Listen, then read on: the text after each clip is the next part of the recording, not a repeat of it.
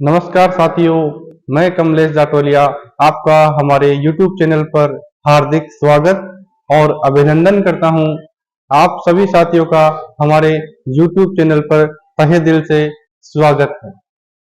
जैसा कि आपने पिछला वीडियो देखा होगा, हम जो यहाँ जो सीरीज पढ़ रहे हैं वह राजस्थान माध्यमिक शिक्षा बोर्ड के द्वारा जो कक्षा 10 के लिए जो राजस्थान अध्ययन किताब जो चलाई जा रही है उसी को हम यहाँ पढ़ रहे हैं। यह किताब विद्यार्थियों के लिए, जो कक्षा 10 के विद्यार्थी यहाँ सुन रहे हैं उनके लिए तो बहुत उपयोगी है ही।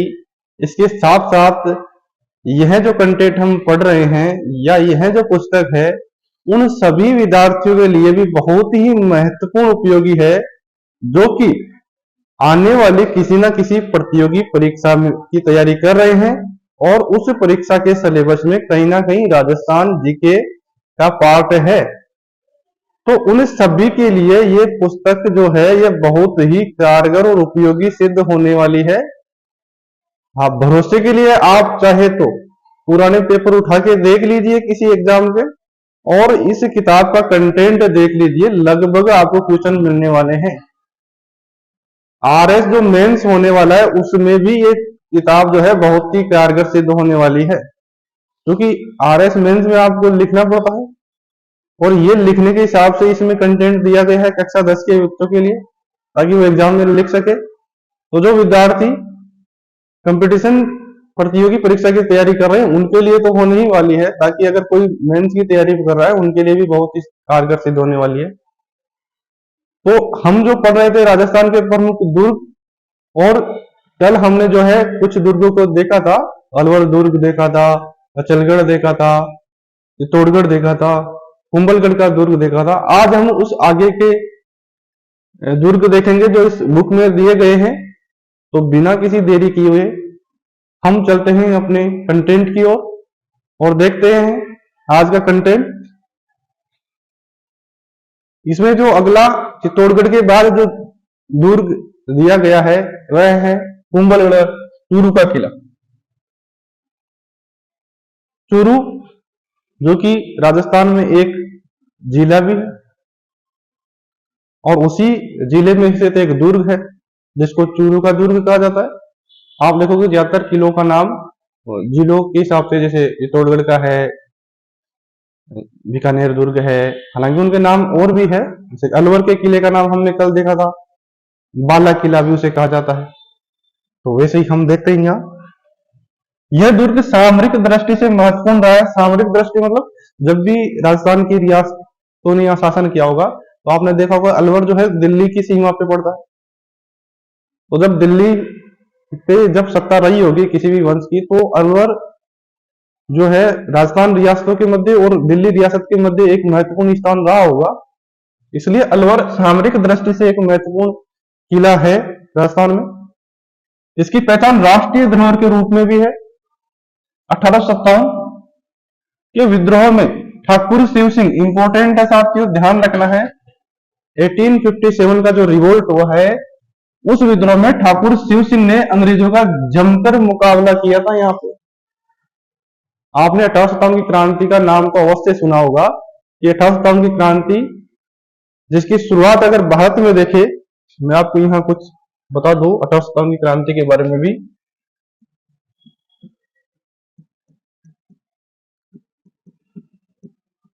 हम अगर पूरे भारत वर्ष में इसकी बात करें तो जो है इसकी शुरुआत जो है 10 मई को मानी जाती है। 10 मई 1857 को मेरठ से इस क्रांति की शुरुआत मानी जाती है राष्ट्रीय स्तर पर।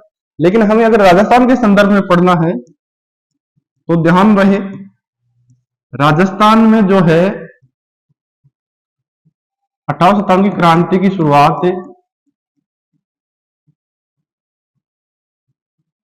ये होती है 28 मई को, 28 मई 1857 को। और ये एक नसीराबाद छावनी है, उस समय थी, आज भी है वहां अजमेर में। अजमेर में एक नसीराबाद छावनी थी वहीं से राजस्थान में जो है 1857 की क्रांति की शुरुआत हुई थी राजस्थान में। उस समय राजस्थान में जो देखे तो 6 सैनिक छावनियां थी। ये क्वेश्चन भी काफी बार पूछा गया। सिंपल लग सकता है आपको, सरल लग सकता है, लेकिन कभी कभी हम सरल क्वेश्चन में ही धोखा खा जाते हैं। जैसे एक बार रीट में पूछा गया था कि महाराणा प्रताप के जो हाथी का नाम क्या था, तो उसमें चेतक भी था। हालांकि चेतक घोड़ा है, लेकिन जब महाराणा प्रताप का नाम आया तो वहां 4 ऑप्शन देखे तो चेतक कर दिया कई लोगों ने, कहीं नहीं, बहुत सारे लोगों ने किया। तो आप सरल क्वेश्चन में भी धोखा खा सकते हैं, ऐसा ध्यान रखें। तो उस समय राजस्थान में जो 1857 क्रांति की शुरुआत होती है वो 28 मई 1857 को नसीराबाद छावनी से होती है। और उस समय जो राजस्थान में 6 सैनिक छावनियां थी, ध्यान रहे, 6 सैनिक छावनियां। नसीराबाद एक है ही, उसके बाद नंबर 1, नंबर 2 ब्यावर थी, number 3 Deoli, number 4 Erinpura, number 5 और नंबर 6, एक नीमच और एक थी खेरवाड़ा। ये आप 6 सैनिक छावनियां याद रखना साथियों। 1857 की क्रांति के समय राजस्थान में 6 सैनिक छावनियां थी। इसमें से जो आप नीमच देख रहे हैं ये वर्तमान एमपी में पड़ती है। तो अगर क्वेश्चन ऐसा भी पूछा जा सकता है, बताइए वर्तमान राजस्थान में 1857 की क्रांति के समय कौन सी सैनिक छावनी नहीं थी? तो नीमच जो है एमपी में पड़ती है वर्तमान में, उस समय राजस्थान में ही आती थी। तो नसीराबाद से यहाँ क्रांति की शुरुआत होती है राजस्थान में। उसके बाद ब्यावर, ये अजमेर में है, ये अजमेर में है, ये वर्तमान टोंक में है, या बूंदी टोंक में देते, देवली टोंक में उस समय, एरिनपुरा जोधपुर या पाली, क्योंकि उस समय मारवाड़ हुआ करता था।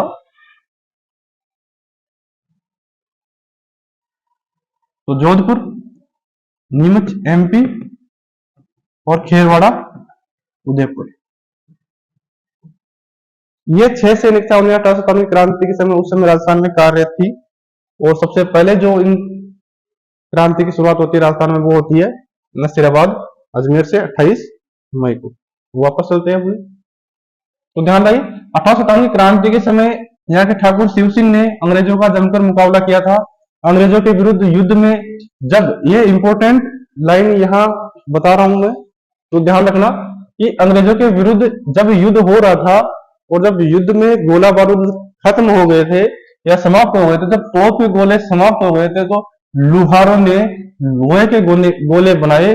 लेकिन कुछ समय बाद गोले बनाने के लिए शीशा भी क्या हो गया, समाप्त हो गया।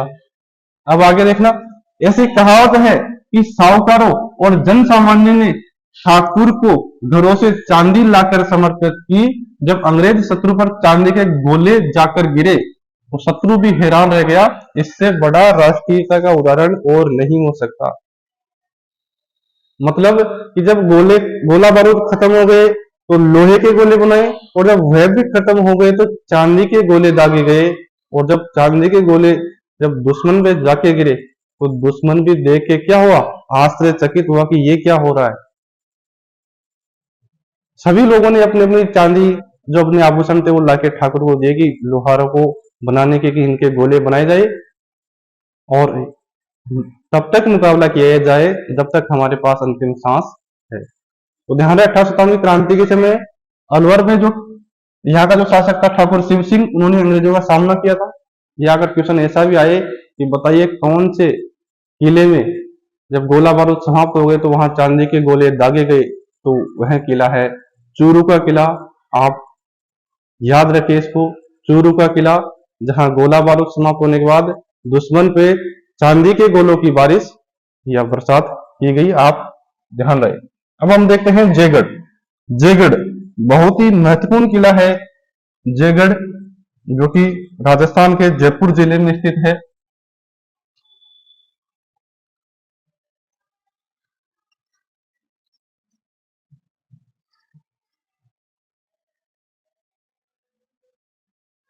जयगढ़, जयगढ़ एक आमेर के किले के ऊपर में ही स्थित है, थोड़ा पहाड़ी पे, जयपुर जिले में।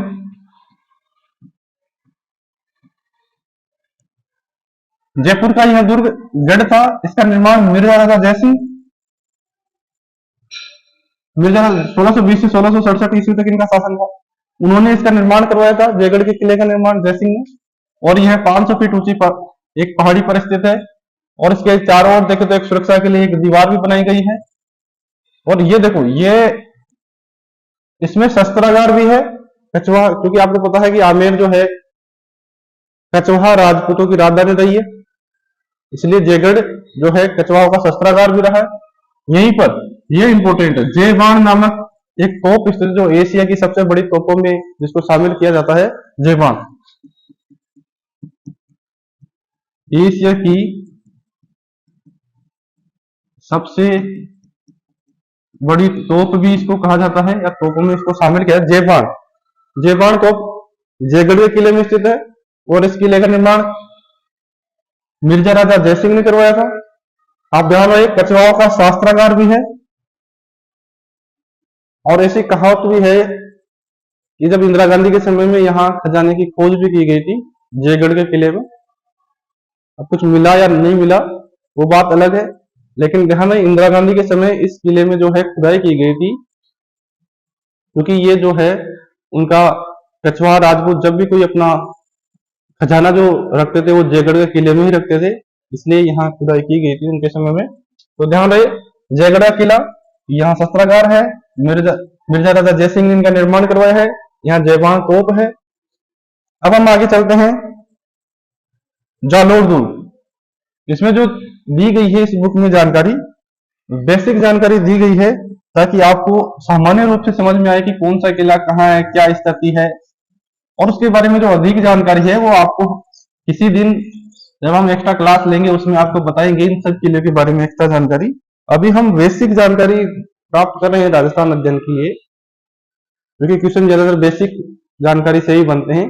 कुछ एक आध क्वेश्चन होता है जो एडवांस नॉलेज से क्वेश्चन बनते हैं, बाकी बेसिक जानकारी अगर आपको हो तो आप क्वेश्चन को सोल्व कर सकते हैं। जालोर किले के बारे में हम देखते हैं।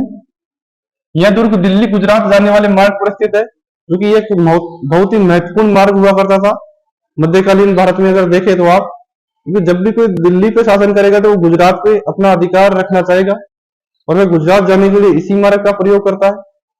तो यह एक महत्वपूर्ण मार्ग हो जाता था।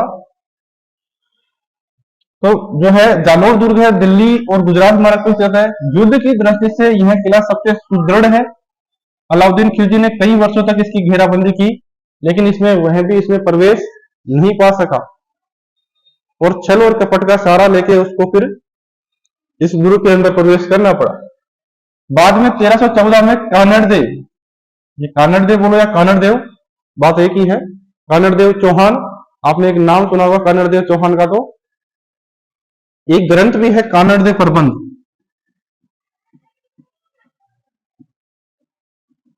ये इन्हीं के ऊपर लिखा गया है, पद्मनाभ,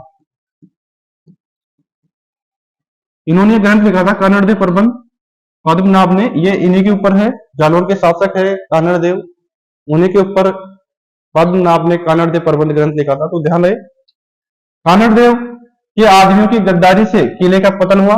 मैं अभी कहा था कि जब अलाउद्दीन खिलजी जब किले पे अपनी पूरी ताकत लगा के भी यहाँ अंदर नहीं जा सका या विजय नहीं पा सका, तो उन्होंने छल कपट का सहारा लेके कानड़देव को पराजित किया या किले के अंदर प्रवेश किया। इसका निर्माण कार्य गुर्जर प्रतिहार राजा नागभट्ट प्रथम ने प्रारंभ किया था।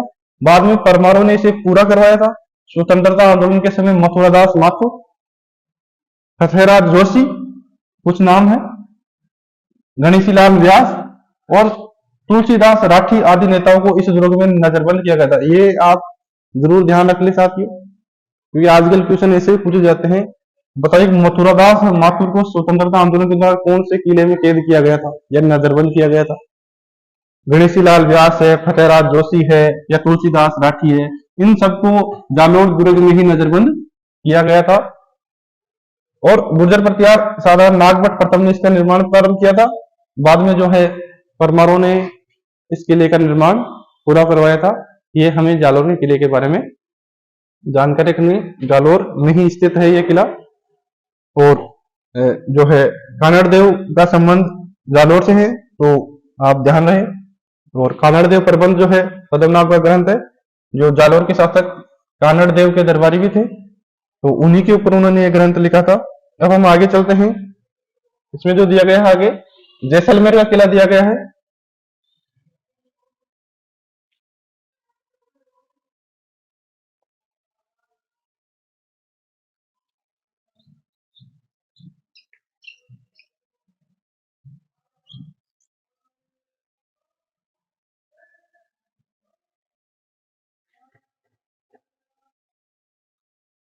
आगे देखते हैं जैसलमेर का किला, जैसलमेर में स्थित है। इसको जो है सोनारगढ़ का किला भी कहा जाता है। सोनारगढ़ का किला भी कहा जाता है जैसलमेर के किले को, क्योंकि ये सूर्य के जब आभा इस पे पड़ती है तो ये पीले कलर का दिखाई देता है, स्वर्ण आभा लिए हुए दिखाई देता है, इसलिए इसको सोनारगढ़ का किला भी कहा जाता है जैसलमेर। ठीक है साथियों, क्योंकि जैसलमेर में आप देखोगे तो भाटी शासकों का शासन रहा है। जैसे कि आमेर में देखे तो कचवाहा है, मेवाड़ में देखे तो सिसोदिया, मारवाड़ में देखे तो राठौड़, और वैसे ही जैसलमेर में देखे तो भाटी राजपूत शासकों का यहाँ शासन रहा है। इसलिए आप देखें तो इसे सोनारगढ़ का किला भी कहा जाता है। और इसका निर्माण है रावल जैसल भाटी या राव जैसल भाटी, क्योंकि रावल लगाते हैं जैसलमेर के शासक, जैसे कि मेवाड़ के शासक राणा लगाते हैं, वैसे रावल जैसल भाटी ने 1155 ईस्वी में इसका निर्माण करवाया था। तो ध्यान रहे साथियों, जैसल भाटी ने इस किले का निर्माण 1155 ईस्वी में करवाया है। इसके चारों ओर विशाल मरुस्थल फैला हुआ है, इसीलिए यह किलों की श्रेणी कौन सी श्रेणी में, धानव श्रेणी में यह किला आता है।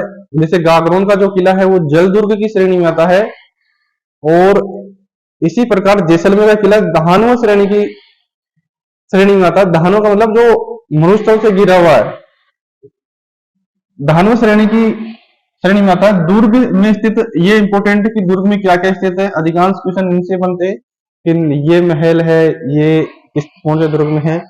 तो इस दुर्ग में रंग महल है, राजमहल है, मोती महल है, या फिर दुर्ग संग्रहालय भी है, यहाँ म्यूजियम भी है। ये इंपॉर्टेंट है, ये पूछा भी गया है। मोती महल और रंग महल, इसमें कई महल, मंदिर तथा आवासीय भवन भी बने हुए हैं। आवासीय भवन मतलब जनता के रहने के लिए भी यहाँ जो है बनाए गए हैं उनके आवास। वर्तमान में राजस्थान में 2 ऐसे दुर्ग हैं जिनमें लोग निवास करते हैं। आज भी इस किले में आप जब जाओगे तो यहाँ लोग निवास करते हैं आज। तो वर्तमान में देखो, वर्तमान में राजस्थान में सिर्फ दो ही ऐसे किले हैं जिनमें आज भी लोग निवास करते हैं। एक तो है उनमें चित्तौड़गढ़ का किला है, और दूसरा जैसलमेर का किला। और यहाँ दोनों ही किलों में क्योंकि काफी बड़ा स्पेस है, तो वहां जनता के लिए या लोगों के लिए वहां आवास बनाए गए हैं। तो राजस्थान में 2 किले जो है आवासीय किले भी रहे हैं, या जनता के लिए निवास के लिए उनमें घर बनाए गए। एक तो चित्तौड़गढ़ किला है और दूसरा जैसलमेर का किला है। तो ध्यान रहे, जैसलमेर का किला जैसलमेर में स्थित है, निर्माण है रावल जैसल ने करवाया है। कब करवाया है? 1155 ईस्वी में करवाया है, मतलब भाटी शासकों के द्वारा निर्मित है ये। और ध्यान रहे यहाँ ये धानव दुर्ग की श्रेणी में आता है। और आगे देखें तो हम इसमें जो है रंग महल, राजमहल, मोती महल और यहाँ म्यूजियम स्थित है। और दूसरा यहाँ एक जो है आवासीय किला है, जो कि इसमें आवासीय भवन बने हुए हैं। इससे पहले एक चित्तौड़गढ़ का किला है, वह भी आवासीय किला है, और दूसरा जैसलमेर का किला भी आवासीय किला है, मतलब जनता के वहां घर बनाए गए हैं। आगे देखते हैं हम, अगला किला अपना जो है तारागढ़। आपने नाम जरूर सुना होगा तारागढ़ का। वैसे तारागढ़ राजस्थान में 2 नाम आते हैं साथी। तारागढ़ नाम के किले अपने राजस्थान में 2 किले हैं। एक तो आपने जरूर सुना होगा अजमेर के किले का नाम भी तारागढ़ है, और दूसरा एक सुना होगा बूंदीगढ़ में स्थित या बूंदी में एक किला है, उसको भी हम तारागढ़ के नाम से ही जानते हैं। लेकिन यहां जो हम पढ़ेंगे गढ़ बीटली किला, यहाँ जो हम पढ़ेंगे गढ़ बीटली, और गढ़ बीटली कहा जाता है अजमेर में जो किला स्थित है उसको गढ़ बीटली भी कहा जाता है। तो इंपॉर्टेंट है, ध्यान रखना है। जो तारागढ़ है ये अजमेर वाला तारागढ़ है, एक तारागढ़ बूंदी में भी है। तो यहां मैं लिख देता हूं, एक तारागढ़ बूंदी में भी है। तो आप ध्यान रहे, अगर तारागढ़ वो गढ़ बीटली पूछे तो गढ़ बीटली किला जो है अजमेर में स्थित जो तारागढ़ है उसको कहा जाता है। अरावली की पहाड़ियों पर निर्मित है, और ये समुद्र तल से आप देखते हैं ऊंचाई यहां दी गई है। चौहान वंशीय शासक था अजयराज चौहान, ध्यान है, अजयराज चौहान, इन्होंने ही अजमेर बसाया था। अजयराज चौहान ने इस दुर्ग का निर्माण करवाया था। मेवाड़ महाराणा राजमल के पुत्र पृथ्वीराज ने इस दुर्ग में कुछ महल बनवाए थे, जिसके कारण इसका नाम अपनी पत्नी, क्योंकि पृथ्वीराज जो है राजमल के पुत्र है और इन्हीं की पत्नी है ताराबाई, तो ताराबाई के नाम पे इसको तारागढ़ किला कहा जाता है। राजस्थान में तारागढ़ नाम से दो दुर्ग है, पहला अजमेर में है और दूसरा बूंदी में है। तो आप दोनों ध्यान रहे। अगर पूछे गढ़ बीटली तो गढ़ बीटली अजमेर में है, और एक तारागढ़ पूछे तो बूंदी में है। ठीक है साथियों, आगे चलते हैं। अगर पूछे कि इसका नाम तारागढ़ किसके नाम पे रखा गया है, तो पृथ्वीराज की पत्नी ताराबाई के नाम पे इस किले का नाम जो है तारागढ़ रखा गया है। और अगर पूछे एक तारागढ़ कहाँ है, बूंदी में। और गढ़ बीटली किसे कहा जाता है, अजमेर वाले तारागढ़ के किले को गढ़ बीटली कहा जाता है। अजमेर की स्थापना अजयराज चौहान ने की है, और तारागढ़ जो अजमेर में तारागढ़ है इस किले का निर्माण भी किसने करवाया है, अजयराज चौहान ने, क्योंकि अजमेर पे चौहान वंशों का शासन रहा है। आगे हम देखते हैं बीकानेर का किला। ये किला भी बहुत ही इंपॉर्टेंट है राजस्थान के इतिहास में।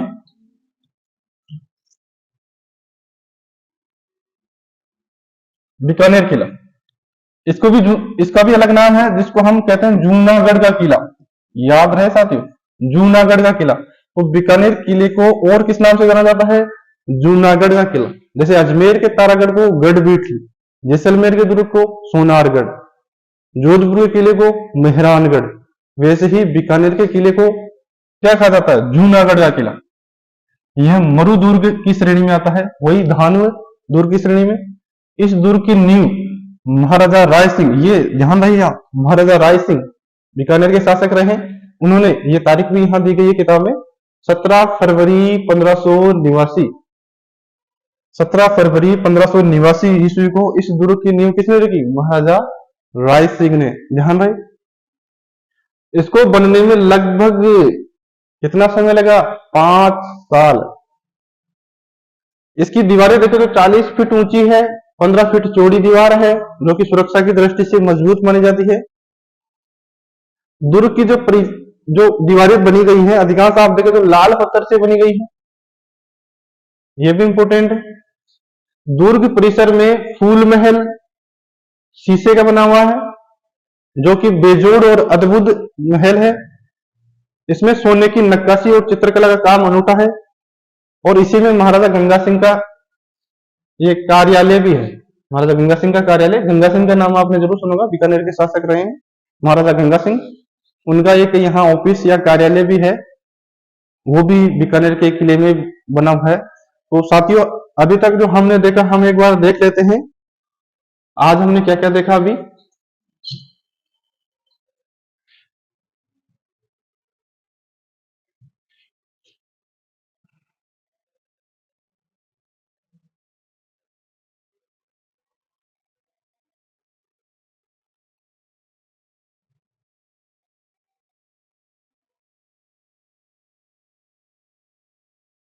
सबसे पहले अपने चूरू का किला देखा है, जो कि चूरू जिले में है राजस्थान के। और यहाँ की विशेषता है कि यहाँ जब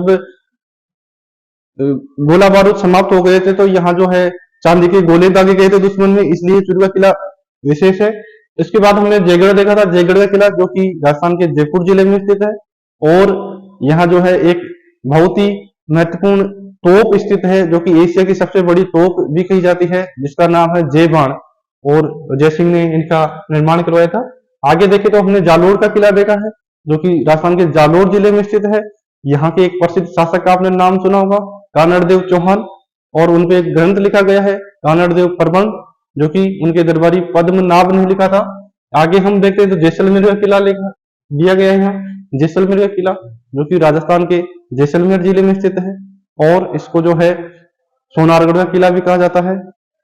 राव या रावल जैसल भाटी ने इसका निर्माण करवाया था, और यह धानव श्रेणी की। उसके बाद जैसलमेर का किला अपना हो गया, जो कि चित्तौड़गढ़ और जैसलमेर के दो आवासीय किले हैं। ये सोनारगढ़ का किला है। उसके बाद हमने देखा तारागढ़ का किला। तारागढ़, ये अजमेर वाला तारागढ़, इसको गढ़ बिटली के नाम से भी जाना जाता है। एक तारागढ़ बूंदी में स्थित है, और ये गढ़ बिटली अजयराज चौहान ने जो है इस किले का जो है निर्माण करवाया था, और उन्होंने अजमेर भी बसाया था। इसके बाद देखें तो, और इसका नाम जो है तारागढ़ जो है पृथ्वीराज जो है रायमल के पुत्र पृथ्वीराज है, उनकी पत्नी ताराबाई के नाम पे जो है इसका नाम तारागढ़ रखा गया है। और उसके बाद हमने देखा बीकानेर का किला, जो कि जूनागढ़ के नाम से भी जाना जाता है, जो कि राजस्थान के बीकानेर जिले में स्थित है, और लाल पत्थर से इसका निर्माण किया गया है। और इसमें आप देखो फूल महल इसमें स्थित है, और इसका जो निर्माण है बीकानेर के शासक राय सिंह ने 1589 में करवाया था। 17 फरवरी 1589 को इसकी नींव रखी थी बीकानेर के शासक राय सिंह ने। ये सब चीजें हमने इस किताब में जो दे रखा है, राजस्थान के दुर्ग या किलों के बारे में जो जानकारी इस किताब में दे रखी है, वो हमने देखी है। तो आप चाहो तो शॉर्ट नोट्स भी बना सकते हैं, या आपके पास जो पहले से नोट्स हैं उनमें कुछ बातें अगर जो नहीं है वो ऐड भी कर सकते हैं, क्योंकि बेसिक जानकारी इस किताब में दी गई है। तो हो सकता है कि इन्हीं में से उठा के आपके एग्जाम में कोई प्रश्न बन जाए, क्योंकि एग्जामिनर का कोई पता नहीं है कि कौन सा क्वेश्चन दे या कौन सा नहीं दे। तो आप वर्तमान एग्जाम का ट्रेंड देखते हुए, क्योंकि वर्तमान एग्जाम में आप देख रहे हो तो